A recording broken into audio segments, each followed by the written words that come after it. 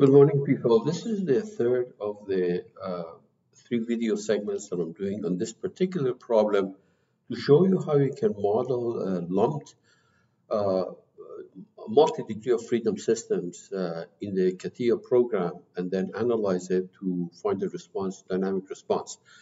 Now, I call these things the killing of a fly with a cannon series because these are the type of problems that one can actually do analytically, very simple. You find in any elementary vibrations book. But my focus is to show people how to do very simple problem in CATIA. And because of the fact that it is not written for basic problems like that, it may look very cumbersome, and you're absolutely right if you feel like that. Now we have the first one that I did was actually the same problem, except that I found the natural frequencies, and then the second one to show you how to do a free vibration. In other words, I took this mass number one and moved it slowly to another location, gave it basically an initial displacement, and then released it. So that goes on the free vibration. And now I want to do a force vibration problem, but the initial conditions are zero. There's a force, the step force that is applied on mass M1, 100 Newton, as you can see, and obviously this will cause a force vibration. Now, it's, let me remind you what the natural frequencies were that I got it here in the first video. And I have to do that again because CATIA is based on linear dynamics. And as soon as I say linear dynamics, it requires modal superposition, which means you need to find the natural frequencies of vibration. Okay, and then obviously put it together to get the final response. So I have to do that, the natural frequency calculation one more time when I do this problem. I will be using spring rigid type of springs, okay, because there are other options available: rigid spring, spring, rigid spring, and rigid spring, rigid, 4 types. But I will be using this. The analytical solution. This is the analytical solution that you can get by modal decomposition. And in the event that you are interested to see how this analytical solution was arrived at, I do that in my vibrations course, and it's based on Duhamel integral and finding the response of the individual modes, and then basically using a transformation method find the physical coordinates right there. All right, so let's go back and model this thing in CATIA. So I already have the part file open here. So let's create 3 points. So this first point at the origin, that's going to be the wall basically. The second point is 100 millimeters away, and that's going to be the middle mass. And the last point is going to be the point at the very right, the mass at the very right hand side, which I'm going to make it 200 millimeters away. Then I create lines between these because CATIA's modeling of single degree of freedom or multi-degree of freedom lump system requires you to actually have some real elements, real type of elements. When I say real type of element, means being solid, shell, etc. Because if you don't have that, it will not give you access to do the rest of the problem, which is actually creating the spring elements. Okay, so let's do another one right here, from there to there. And then I'm going to apply, I'm going to join these things. The reason I join these, as I mentioned in the first and second videos, is that you don't want to have a duplicate node here because some additional work needs to be done. So you will join these things, and when you mesh it, then this node is going to be common between the 2 sides. So let's go ahead. The joining is done either in the generative shape design or wireframe and surface design, either way. So I go to generative shape design, and I joined this line and that line. And when I mesh it, the whole thing is going to get meshed because it is joined. Let's apply some dummy material on it. I'll use aluminum, as I have done in other video segments too. But the thing is that this is a dummy material that's needed in order to do the meshing. But I double click on this thing and change the properties so that actually they don't influence the masses and the stiffness of the spring. So I go to the analysis tab. I make the Young's modulus 0.1, which is about 9 orders of magnitude smaller than what it actually is, and the density also 0.1, and this is even lighter than lighter than air basically. We say okay. Now we're going to go to the generative structure analysis. And we do a static analysis first to iron out any issues. By the way, I do need that static analysis here because later on when I do modal superposition, or CATIA calls a transient dynamic response, when I do that, I need a static solution there to begin with, okay? So we do static first. We have to mesh this, so we're going to use beam elements right there, beam element. And when I join it, the whole thing is going to be picked because I joined it. And now, even if I put the element size of 1 millimeter here, if I say minimal mesh, it's going to take this thing and divide it into two elements. So I'm going to ignore that to minimal mesh and say okay. And when I measure, there's going to be two elements here. Right, if you look at it, right click, mesh visualization, there's going to be two elements. This is going to be element 1 going between nodes 1 and 2, and this is element 2 going between nodes 2 and 3. Let me deactivate this. And then we apply a cross-sectional area. So this is a strictly dummy, but you need it in order to proceed with the rest of the problem.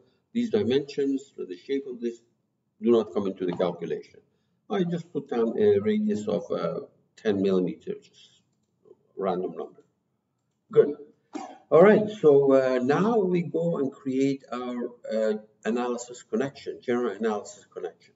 So first thing I do is hide these points because I don't want inadvertently to put a restraint or a load on these points.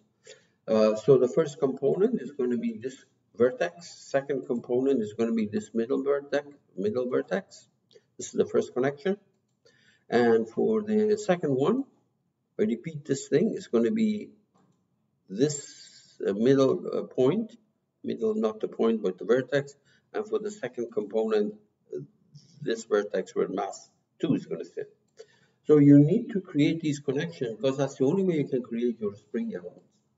Now you go to the distance analysis connection property. So let me show you which one it is. Right there, distance, oh actually not this one, this one. Distance, distance connection properties. At the very end, you have this a tool, basically toolbar with a wrench and a screwdriver, etc. You click on it, and then it says, what is this user-defined restraint that you want to, user-defined connection that you want to create? Well, it's going to be the only thing that you can pick is this connection that you created. Nothing else can be picked, okay? So this, and then you can choose what kind of a connection you want. I told you that I was going to do spring and rigid, and you click on the wrench, and I put this first one is going to be 24 Newton per meter, okay? And then another one more. This is the second connection. And again, spring and rigid, click on the wrench. This is going to be 3 Newton per meter, based on the information that's given to you in the slide. Good. Now let's do the restraints here. So this end is clamped, completely clamped. And these two just can move in the Y direction, that's all. So user-defined restraint at this point, only the Y direction. And again, this point only in the Y direction. Now, let me put a dummy load of 1 unit here, 1 unit. So a distributed force at this point, 1 unit, 1 Newton. And then if I solve the problem, basically you have one spring where with a stiffness of 24 and 1 Newton is applied to this end. It stretches, and the amount of stretching is going to be that 24 divided by 1, or 1 divided by 24, and that's going to give you 47 millimeters. Okay, so if I run this thing and I don't get 47 millimeters, there's something wrong. Let's go ahead and run it. and get the maximum deflection, 40, did I say 47? I meant 41.7. Good. That's a good sign. Now we're going to deactivate this. All right. So now we're going to do the frequency case. You click on the frequency case for the restraints. We're going to use the default restraints that we used in this static analysis. Now, if you double click on the frequency case solution right here, if you double click on this, it says that 10 masses are to be extracted, 10 frequencies to be extracted. But I don't have 10 frequencies. If I left it as 10 and said OK and try to run it, it comes back. It's going to come back and say I only have 2. Just to convince you, I'm going to do that. Okay, so let's leave it as 10, no problem. We're going to put our masses here, by the way, not masses. I keep forgetting doing that. So for the first lumped mass, I'm going to select this point and put 9 kilograms on it, and do another one at this end, and that is 1 kilogram. Now remember, I said that I'm going to leave this thing as 10 and run it, and you see that you get an error message. It says that frequency computation impossible. The number of requested modes must be less than 10. Obviously, it has to be 2. So what I'm going to do is I'm going to go there, and from 10, I'm going to go to 2, and now run it.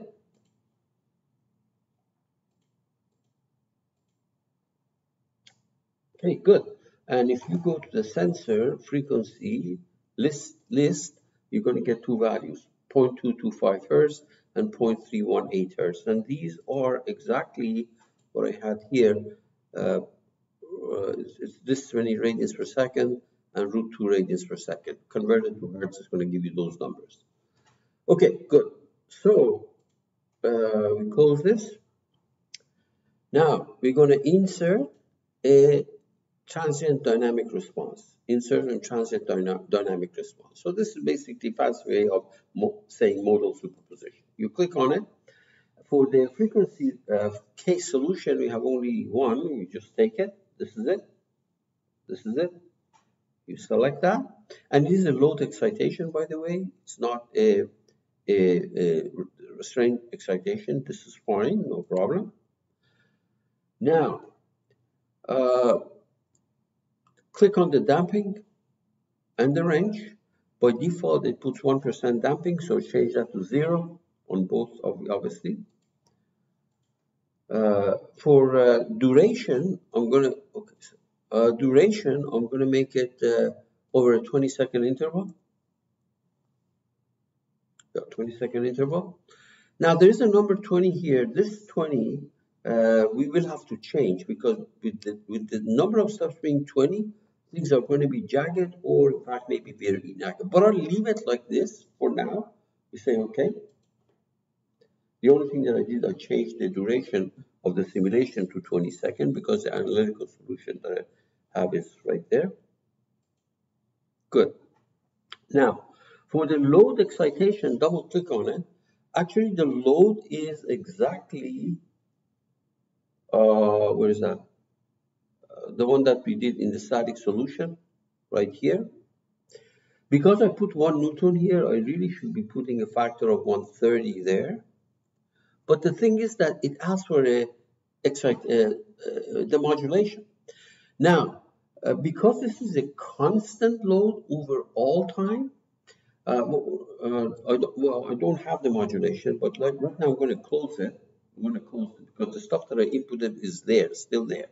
Notice that load 1, 130, and modulation is not picked because I don't have one. So I go here. This is for the time modulation. If it's a complicated force versus time kind of an amplitude, you do it like this with Excel spreadsheet. But if it's constant, that's the case that I have, you click on it and just say OK. And nothing fancy is going to happen. It's just that in your tree, you have a modulation, white noise, that means constant overall time.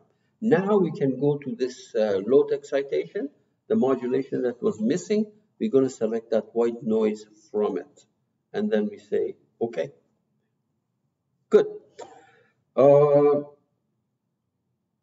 That's pretty much it. So you put the cursor there, right click, generate 2D display, next, finish. It says, okay, where are those 2 points that you would like to pick? Okay, so let me minimize this. So sitting here, I have to hide these things so that I can reach those 2 nodes basically. Okay, now notice that I can select this. This is the middle mass. I can select this. This is the end mass. But one thing I want to do, I'm not interested in displacement in direction X and Z. So just Y, so you select this, add, this is the middle mass, and then you select this, add, this is the end mass, we say okay. The plot has been generated here. This was not there before, I generated. Double click on it, and there we are. Yep, you close that. Look at how jagged it is. I already cautioned you. So click on this, go back to the transient dynamic response solution, just double click on this, and don't use 20, use 200. And the way these things work, or at least my strategy is that I start with something small, and then I keep increasing it until things don't change that much. Okay, that means that you basically have selected a number of steps. There's no magic way of deciding what it is at the beginning. So we say okay. Now you don't have to run it again, because that's the beauty of modal superposition. All it is go at frequencies which are the same. I haven't done anything to it, and the load excitation. Pretty much these are the same. The only thing I did is the number of steps. You double click on this, notice how smooth it is, and then we say okay. Now there's a couple of things here. Notice that this does not agree with that kind of a plot.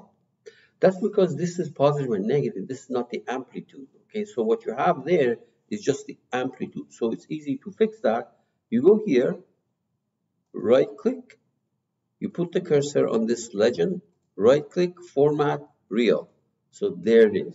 Okay, and notice that this thing is in meters, by the way. I did not change it. So what here, these are also in meters, and that looks suspiciously similar to what I have there. Now, in fact, you can see that the middle mass, which is this one, which one is the middle mass? Yeah, middle mass is number 2. This one goes between 7 and something, 7 meters and something. Here's your 7 meters and something. And basically this plot is reproduced there. All right. So we solved our force vibration problem, and